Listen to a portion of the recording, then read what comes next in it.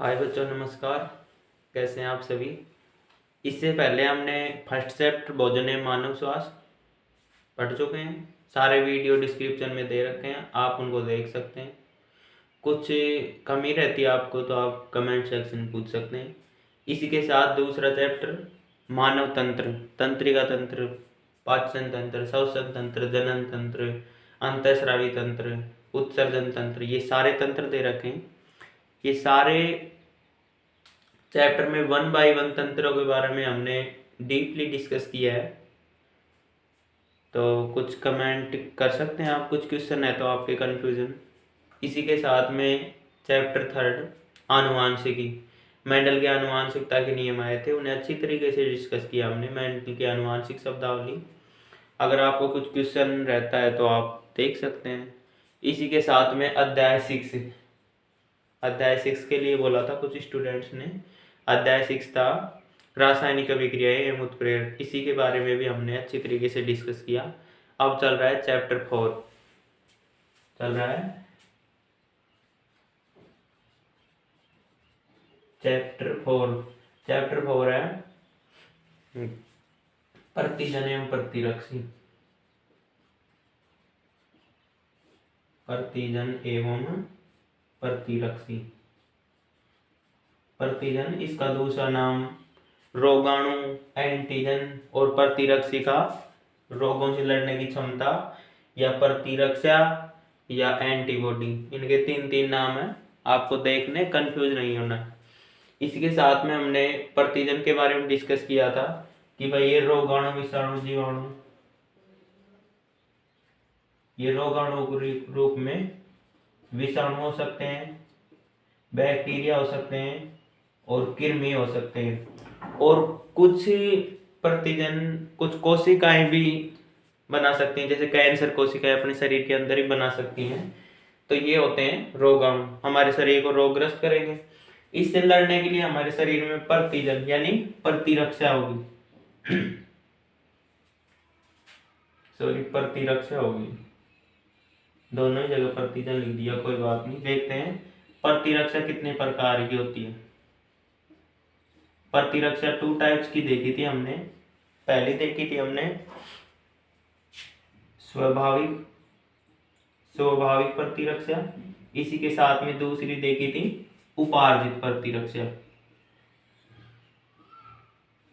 स्वाभाविक प्रतिरक्षा वो हमें जन्म से प्राप्त है, यानी भगवान ने ही हमें जन्म से अपनी बॉडी में सेट की है, तो वो होती स्वाभाविक प्रतिरक्षा। प्राकृतिक प्रतिरक्षा, इसके 2-3 नाम और हैं, आप देखना। उपार्जित प्रतिरक्षा, कोशिकीय विशिष्ट प्रतिरक्षा, ये जन्म के बाद होती है, जन्म से ही होती है। तो स्वाभाविक प्रतिरक्षा में हमने देखा था भौतिक अवरोधक, रासायनिक अवरोधक, कोशिकीय विशिष्ट यानी कोशिकीय विशिष्ट और पर ज्वरिया सूजन या कोशिकीय विशिष्ट प्रतिरक्षा, कोशिकीय प्रतिरोधन, ऐसे था। तो भौतिक प्रतिरोधन में श्लेष्मा हो गया, रोम्स हो गए, स्किन हो गई, ये भौतिक प्रतिरोधन में आ जाएंगे। रासायनिक प्रतिरोधन में जहाँ कुछ एंजाइम या केमिकल स्रावित हो रहे हैं, जैसे यौनिक अम्लीय स्राव, आंखों के अश्रु, मुख में लाल ग्रंथि लाइसोजाइम स्रावित करती है, और आमाशय में HCl, ये सब आ रहे थे रासायनिक अवरोधन में। इसी के साथ कोशिकीय अवरोधन, कोशिकाओं में भी कुछ ऐसी ही B lymphocyte, T lymphocyte, WBC ये पाई जा रही थी। WBC के पार्ट हैं जो हमें रोगों से लड़ने की क्षमता में हेल्पफुल थे। जैसे हम रोगग्रस्त होते हैं, हमारे शरीर ज्वर या सूजन हो जाती है, तो वो भी प्रतिरक्षा में हेल्पफुल है।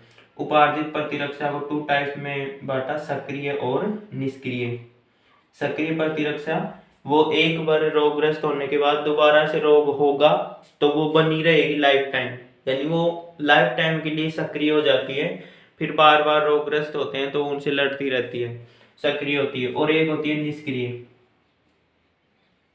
निष्क्रिय प्रतिरक्षा।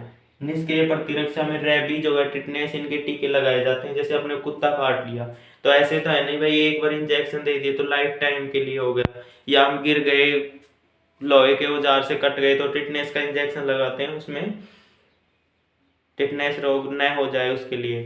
तो ये निष्क्रिय प्रतिरक्षा के उदाहरण है कि ये इन्हें बार बार देना होता है, तो ये निष्क्रिय प्रतिरक्षा में आ जाएंगे। इतना हमने डिस्कस किया। अब हम देख रहे हैं प्रतिरक्षी की संरचना।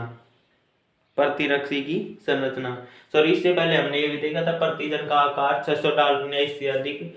ये न्यूक्लियो अम्ल, प्रोटीन, सल्फाइड और पॉलीसैकेराइड प्रोटीन, इनके लिपिड्स इनके बने हो सकते हैं। और ये हमें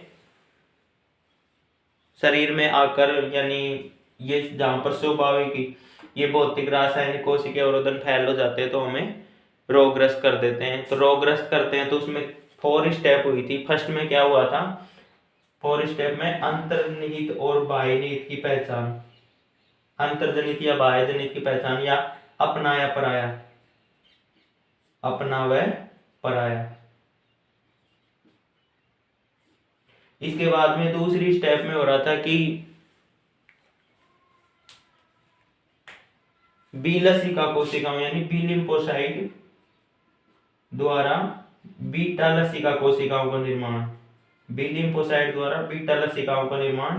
तीसरा होता प्रतिजन प्रतिरक्षी क्रिया, प्रतिजन और प्रतिरक्षी प्रक्रिया। और 4th स्टेप में हो रही थी उसको नष्ट कर रहे थे, यानी उसका प्रतिजन का विनाश।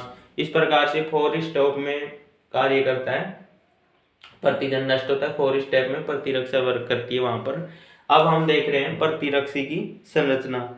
प्रतिरक्षी को मुख्य रूप से इम्यूनोग्लोबिन भी कहा जाता है। क्या कहते हैं, इम्यूनोग्लोबिन।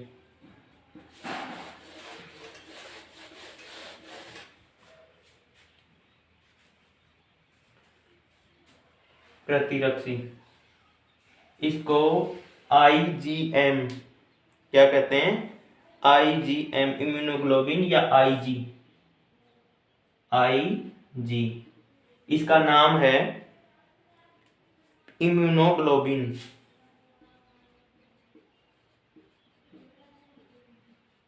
इम्यूनोग्लोबिन, इसे इम्यूनोग्लोबिन भी कहा जाता है प्रतिरक्षी को, IG।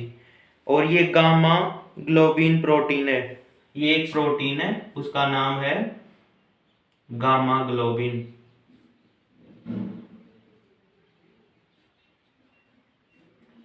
ये रोगों से लड़ती है, रोगों से लड़ने की क्षमता पाई जाती है, यानी प्रतिजन को निष्प्रभावी, प्रतिजन रोगाणु प्रतिरक्षा रोगों से लड़ने की क्षमता। तो हम प्रतिरक्षा की संरचना देख रहे हैं। तो प्रतिजन आएगा तो उसे लड़कर उसे निष्क्रिय कर देगी, उसको नष्ट कर देगी।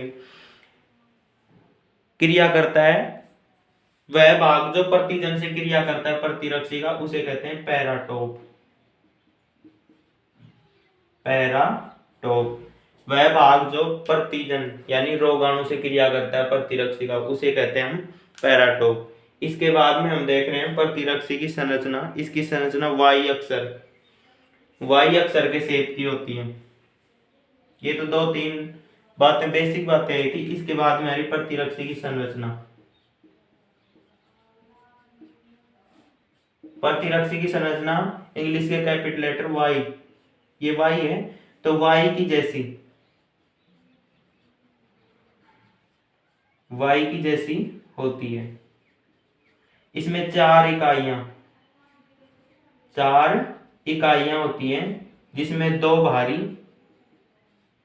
और 2 हल्की। भारी के लिए H हाई और हल्की के लिए लो, हायर भारी, लोअर हल्की।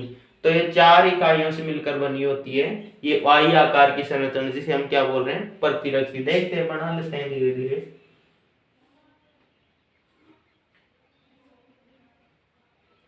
ये भारी इकाई है भाई, इसी के साथ में एक ये भी भारी इकाई होगी, जस्ट इसके विपरीत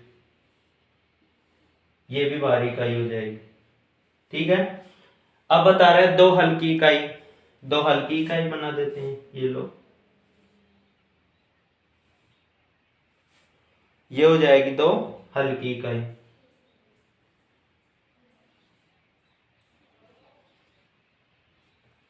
ठीक है, इतनी बात क्लियर हुई। इसके बाद में बता रहा है कि ये पॉलीपेप्टाइड क्या होते हैं, एमिनो एसिड की चेन। पॉलीपेप्टाइड, पॉलीपेप्टाइड होती है एमिनो अम्ल, एमिनो अम्ल की चैन या श्रृंखला। एमिनो अम्ल एक श्रृंखला में जुड़ते जाएं तो होता है पॉलीपेप्टाइड, जिसे हम प्रोटीन बोलते हैं, प्रोटीन की बनी होती हैं हल्की और भारी श्रृंखलाएं। इसमें बता रखा है कि ये डाइसल्फाइड बंधों से, डाइसल्फाइड कैसे होंगे, डाइसल्फाइड जिसमें डबल एस हो, ऐसे जुड़े हो डबल एस, तो ये हो जाएगा डाइसल्फाइड बॉन्ड। यहाँ पर भी एस एस, यहाँ पर भी एस एस, और ये एस एस, और एक ये हो जाएगा एस एस। तो ये क्या है, डाइसल्फाइड बंध। तो ये डाइसल्फाइड बंधों से जुड़ी होती है। इसी के साथ में यहाँ पर कुछ खांच सी पाई जाती है, यहाँ पर ये कुछ खांच सी पाई जाती है ये। तो ये होते हैं जो रोगाणु होता है उसे लड़ने के स्थल, रोगाणु से लड़ने के स्थल, या हम बोल सकते हैं प्रतिजन क्रिया स्थल।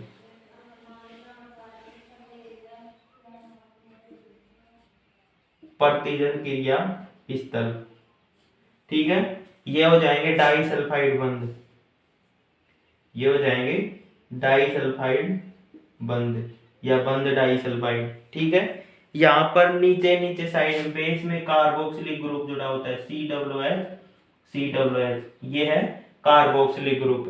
और यहाँ पर एमिनो ग्रुप जुड़ा होता है फर्स्ट में NH2 और NH2। इतनी बात क्लियर हुई। इसी के साथ में बता रखा है कि जो भारी श्रृंखला है वो तो बनी होती है 440 एमिनो अम्लों की, और हल्की श्रृंखला होती है 220 एमिनो अम्लों की बनी होती है। ये एमिनो अम्ल है पॉलीपेप्टाइड चेन एमिनो अम्लों की श्रृंखला। इतनी बात क्लियर हुई। यहां पर होता है एक स्थिर और अस्थिर भाग, स्थिर और अस्थिर भाग। तो ये ऊपर वाला भाग तो होता है यहां से यहां तक का तो अस्थिर भाग, अस्थिर भाग, और नीचे एक साइड में होता है स्थिर भाग, ये होता है स्थिर भाग। तो इतनी जानकारी काफी है प्रतिरक्षी के बारे में, इतनी काफी है। वैसे पढ़ने को तो और भी है, पर इतना ठीक है आपके लिए। यहाँ पर होता है एक लचीला स्थल होता है, ये लचीला स्थल जब प्रतिजन आता है तो यहाँ पर तो प्रतिजन सेट हो जाता है, ये उसके आकार के अकॉर्डिंग ऐसे होती रहती है। तो ये होता है हिंज ग्रुप, इसे बोलते हैं हिंज क्षेत्र या हिंज ग्रुप। इतनी बात क्लियर हुई। देखो डाइसल्फाइड बॉन्ड, इसको जोड़ने के लिए डबल एस, एस सल्फर, दो सल्फर होंगे तो डाइसल्फाइड, ये जुड़े होते हैं यहाँ पे एमिनो एमिनो, यहाँ पे कार्बोक्सिलिक समूह, ये अस्थिर भाग, ये स्थिर भाग, यहाँ पर प्रतिजन का क्रिया स्थल हो जाएगा। बस ये दो भारी श्रृंखला, ये भारी है ये भारी है, दो हल्की श्रृंखला, इन ये बनी होती है 440 एमिनो अम्लों की, और ये छोटी श्रृंखलाएं बनी होती हैं 220 एमिनो अम्लों की, ये छोटी श्रृंखलाएं बनी होती हैं। यहाँ तक आपको क्लियर हुआ। इसी के बाद में हम देख रहे हैं कि जैसे ही प्रतिजन आ रहा है, तो प्रतिजन आ रहा है तो क्या करते हैं, जैसे ये प्रतिजन आ रहा है, ये प्रतिजन आ रहा है, तो ये प्रतिजन प्रतिरक्षी प्रक्रिया होती है। यहाँ पर प्रतिजन और ये प्रतिरक्षी दोनों मिलेंगे तो प्रक्रिया हो जाएगी प्रतिजन प्रतिरक्षी क्रिया। इस क्रिया में क्या होगा, इस प्रतिजन को यहाँ पर लाया जाएगा, यहाँ पर आ जाएगा, और ये इसको सेट कर लेगी, यहाँ पर आ जाएगा, और इसको क्या कर देंगे, नष्ट कर देंगे। अगर ये आकार बढ़ा है तो ये हिंज क्षेत्र लचीला होता है, इसी कारण इसको हिंज क्षेत्र बोलते हैं। ये ऐसे हो जाता है और इसको नष्ट करके डाइजेस्ट कर देते हैं। इस प्रकार से ये कार्य करता है। दोबारा फिर से मैं आपको एक बार डायग्राम बनाना बता देता हूँ कि भाई डायग्राम बनाओ तो आप कुछ गलती ना करो। देखो ये वाई के शेप की तो होती है, जिसमें दो भारी श्रृंखला तो हल्की श्रृंखला, ये हो जाएगी भारी श्रृंखला, ये लो, और दो हैं हल्की श्रृंखला, हल्की श्रृंखला यहाँ पर जोड़ देना।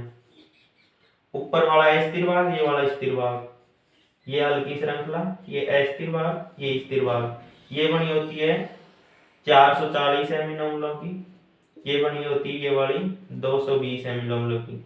यहाँ पर डाइसल्फाइड बॉन्ड, यहाँ पर डाइसल्फाइड बॉन्ड, इनको जोड़ने के लिए यहाँ पर प्रतिजन प्रतिरक्षी क्रिया स्थल होते हैं। यहाँ पर कार्बोक्सिलिक ग्रुप, यहाँ पर एमिनो ग्रुप, यहाँ पर हिंज क्षेत्र। बस ये आपकी प्रतिरक्षी की क्रिया उसकी संरचना कंप्लीट है। इसको इम्यूनोग्लोबिन बोलते हैं। ये गामा प्रोटीन की बनी होती है, जो इसका कार्य करता है, प्रतिजन मिलता है उसके साथ क्रिया करते हैं, तो ये भाग कहलाता है पैराटोप। ये भाग क्या होता है? पैराटोप। ये हिंज क्षेत्र ये लचीला होता है, प्रतिजन के आकार के अनुसार ये छोटा बड़ा होता रहता है। इसके बाद में हम डिस्कस करते हैं प्रतिरक्षियों के प्रकार। हाय बच्चों, अब हम देखते हैं प्रतिरक्षियों के प्रकार। प्रतिरक्षियों के प्रकार GMAED। GMAED शॉर्टकट आप ट्रिक से याद करना चाहो तो GMA की डिग्री, GMAE की जगह की और डिग्री। 12th बार MBA के बाद MA होती है। GMA की डिग्री 5 बार, 5 बार करता है कि 5 है, 1 2 3 4 5।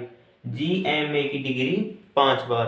आप इसको ट्रिक से भी याद कर सकते हैं। इससे पहले एक 6th चैप्टर में ट्रिक आई है, उसका भी फॉर्मूला बताऊंगा, जिसमें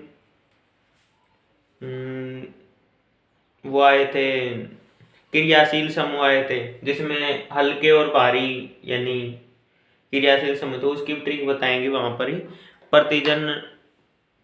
प्रतिस्थापीय अभिक्रियाओं में था वो। चलो कोई बात नहीं, इधर देखते हैं। GMA की डिग्री 5 बार, GMA की डिग्री 5 बार। तो हम प्रतिरक्षियों को IG से नोट करते हैं। IG, क्योंकि ये क्या है? इम्यूनोग्लोबिन है। IG, I यानी इम्यूनो, G यानी ग्लोबिन। 1 2 3 4 और 5 IG हो गए 5 बार। यहां तक आपको दिखाई दे जाएगा। यस। इसके बाद में हम देखते हैं जैसे GMAED, GMA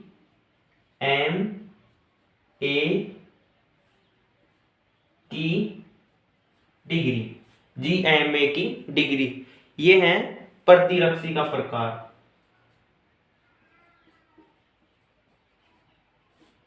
प्रतिरक्षी का प्रकार इधर हो जाएगी क्रम संख्या 1 2 3 4 और 5 है। GMA की डिग्री 5 बार या 5 बार।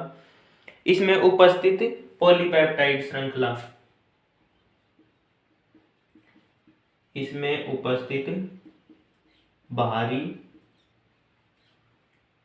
पॉलीपेप्टाइड श्रृंखला। अब देखो श्रृंखला बन रही है वो इसी के नाम से है। G है तो गामा, G है तो गामा, M है तो मामा नहीं होगा, M है तो हो जाएगा म्यू, M है तो हो जाएगा म्यू, A है तो हो जाएगा एल्फा, E है तो हो जाएगा एप्सिलॉन,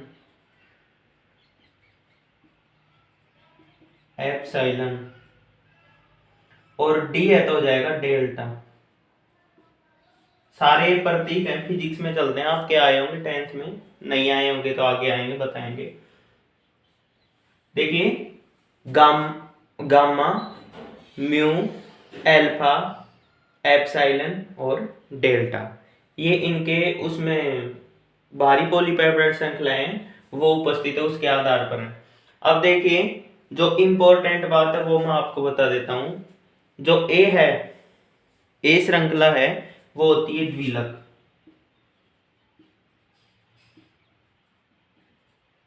ठीक है। एम है होती है पंचलक, यानी इसमें 5 इकाइयां होती है, इसमें 2 इकाइयां होती हैं, बाकी सब में 1 1। 3 में तो कैसी हो गई? 1 1, 1 1 को बोल दिया हमने मोनोमेरिक। क्या बोल दिया? मोनोमेरिक। मोनो यानी 1, ये बाकी सब मोनोमेरिक है, ये भी और ये भी।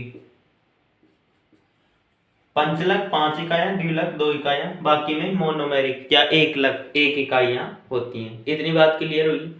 अब देखिए इंपॉर्टेंट बात, आईजीजी, आईजीजी इम्यूनोग्लोबिन जी, ये एक ऐसी प्रतिरक्षी है, जैसे हमने देखा था कि अध्याय 2 में जनन तंत्र में हमने देखा था कि भ्रूण का विकास होता है, भ्रूण बच्चा होता है, उसका विकास होता है गर्भाशय में। ओके, और गर्भाशय के साथ एक जुड़ी हुई, हाय बच्चों, आईजीजी, इसके बारे में बात कर रहे थे। ये है माता, ये इसका गर्भाशय है, और गर्भाशय के साथ जुड़ी हुई एक ऐसी संरचना जो भ्रूण को जोड़ती है, ये है भ्रूण, भ्रूण को जोड़ती है, और भ्रूण को न्यूट्रिशन, श्वसन यानी पोषण,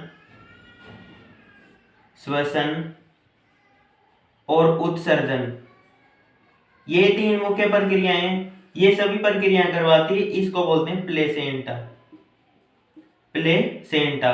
तो आईजीजी ऐसी प्रतिरक्षी है कि माता के प्लेसेंटा को पार करके भ्रूण में पहुंचती है, आईजीजी। और इसका कार्य क्या है?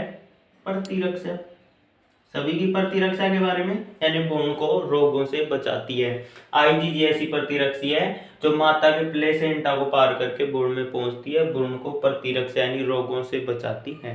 ये इसका मेन फीचर था आईजीजी।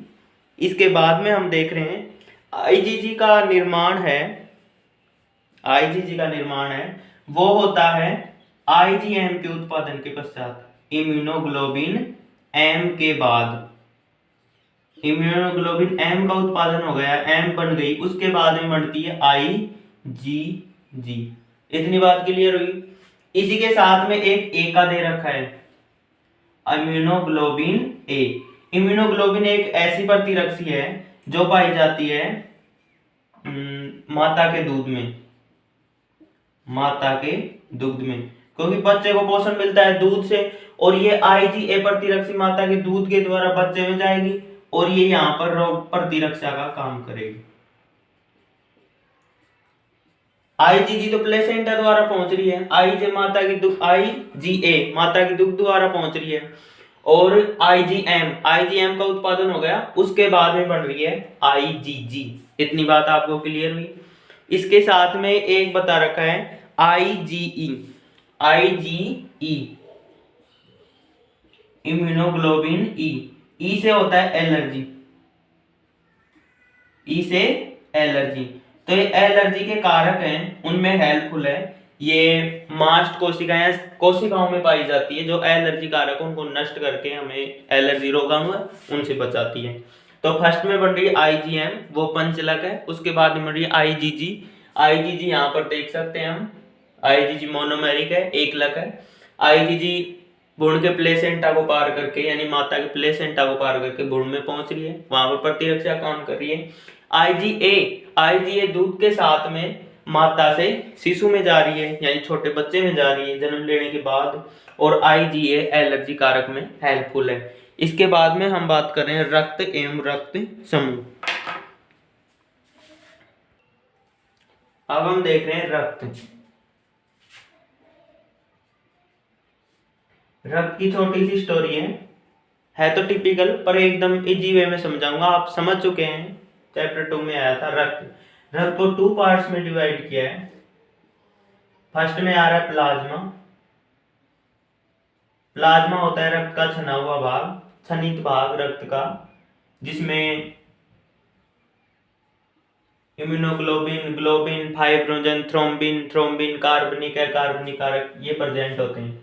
और एक होती है रक्त कणिकाएं, या रक्त कोशिकाएं भी बोल सकते हैं। रक्त कणिकाएं 3 टाइप्स की होती हैं, आरबीसी लाल रक्त कणिकाएं, डब्ल्यूबीसी श्वेत रक्त कणिकाएं, और प्लेटलेट्स।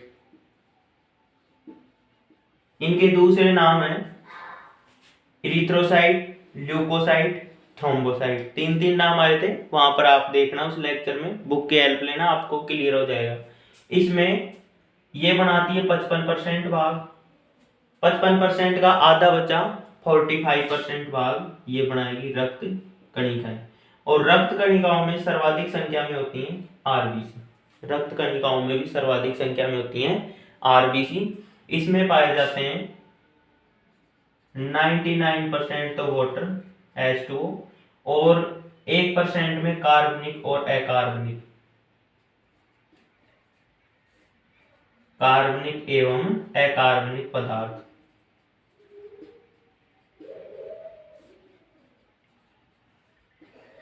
इतनी बात आपको क्लियर हुई।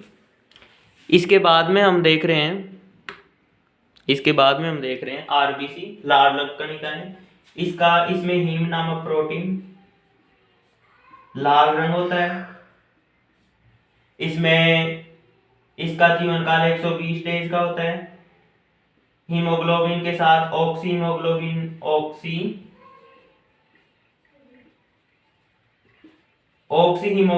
बनके O2 और CO2 इसका आदान प्रदान करवाती है। तो आरबीसी का मुख्य काम है O2 CO2 का आदान प्रदान ऑक्सी हीमोग्लोबिन के रूप में प्रत्येक कोशिका या ऊतक को उसको ऑक्सीजन और कार्बन डाइऑक्साइड पहुंचाना इसका काम है।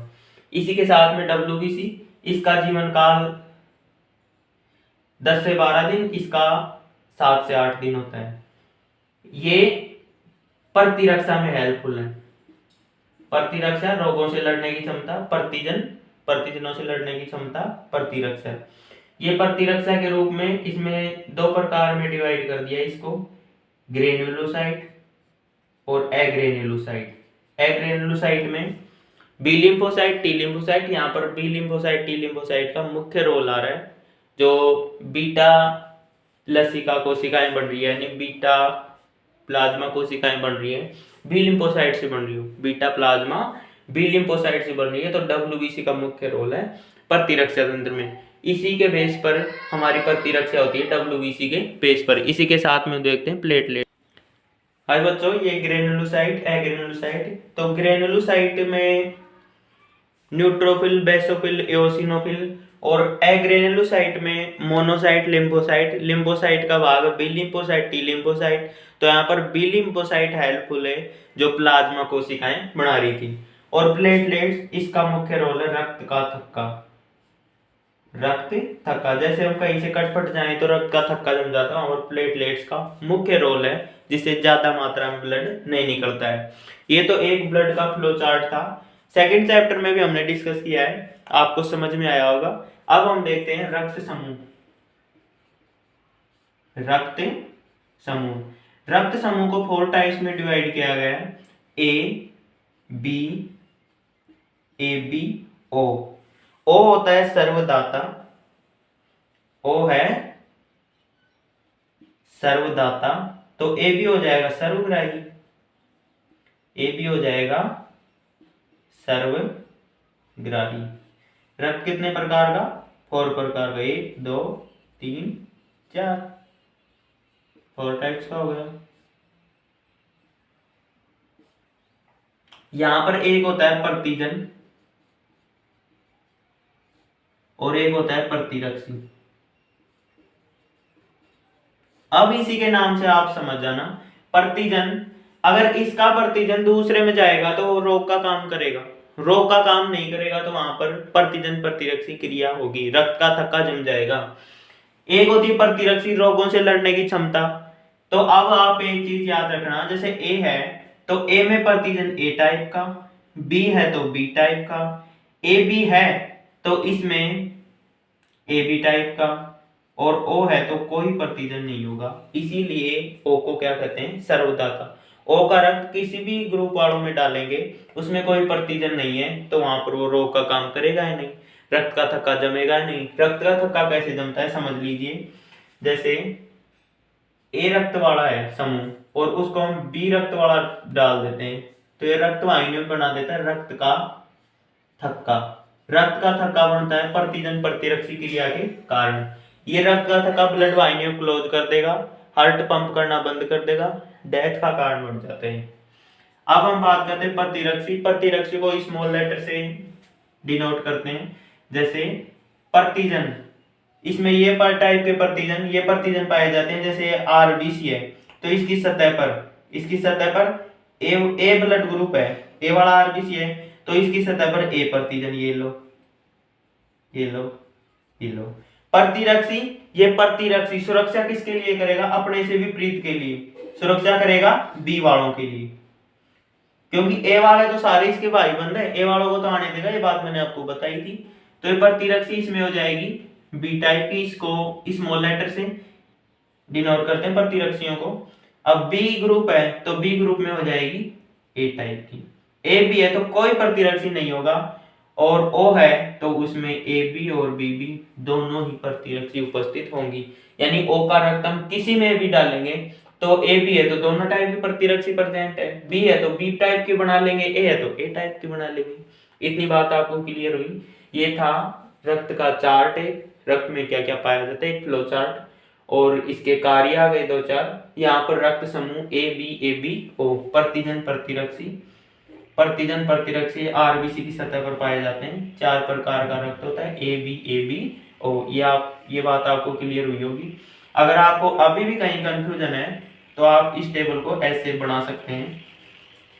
वे प्रतिजन वो ही पाए जा रहे हैं जैसे ब्लड ग्रुप है। ओ में नहीं दिखाना आपको प्रतिजन, क्योंकि ओ तो सर्वदाता है। एक बात ये याद रखना, अब आपको टेबल बनानी है, इसे समझना है, तो इसका इसके साथ क्रॉस करवा दो, इसका इसके साथ, तो ये खाली वाला तो ये आ गया। ए बी है तो ए बी, हमें पता है इसको small letter A B C D ऐसे स्मॉल लेटर से डिनोट करते हैं।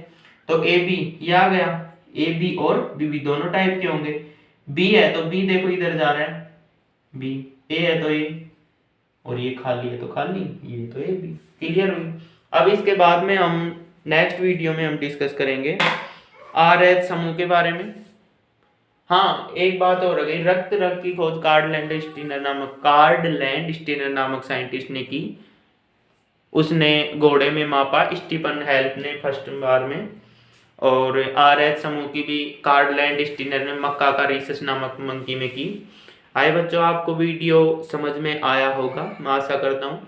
कुछ कमी रहती है तो आप कमेंट्स कर सकते हैं, और वीडियो को लाइक शेयर सब्सक्राइब करना ना भूलें।